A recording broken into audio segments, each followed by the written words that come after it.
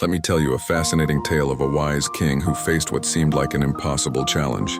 In a land far away, there lived a ruler who was known not for his military might, but for his extraordinary wisdom and strategic mind. One fateful morning, as the sun rose over his peaceful kingdom, dark news arrived at the castle gates. A neighboring kingdom, powerful and aggressive, had launched a massive invasion. Their armies were advancing rapidly, with soldiers as numerous as leaves in a forest. The situation looked grim. For every warrior in the wise king's army, the enemy had 5. The king's advisors were in panic.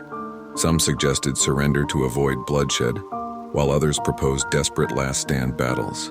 But the king remained calm, sitting quietly in his throne room deep in thought. He knew that brute force wasn't the answer. He needed to think differently. After 3 days of contemplation, a slight smile appeared on the king's face. He had devised a brilliant plan. Instead of meeting the enemy head-on, he ordered his forces to retreat, leaving behind what appeared to be abandoned villages. But secretly, he had his people spread rumors about a deadly plague in these villages, leaving out spoiled food and signs of illness. The enemy army, confident in their superior numbers, occupied these villages. Within days, their soldiers began falling ill, not from any plague, but from carefully planned food poisoning that wasn't fatal, but severely weakened them. The wise king had also ordered his people to contaminate water sources along the invasion route with harmless but unpleasant substances.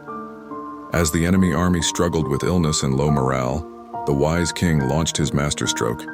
He had his smaller force split into dozens of small units, attacking at night with torches and loud horns, creating an illusion of being surrounded by a massive army.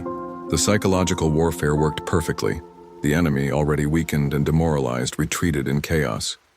The king had saved his kingdom without a major battle, proving that wisdom and strategy could triumph over sheer numbers.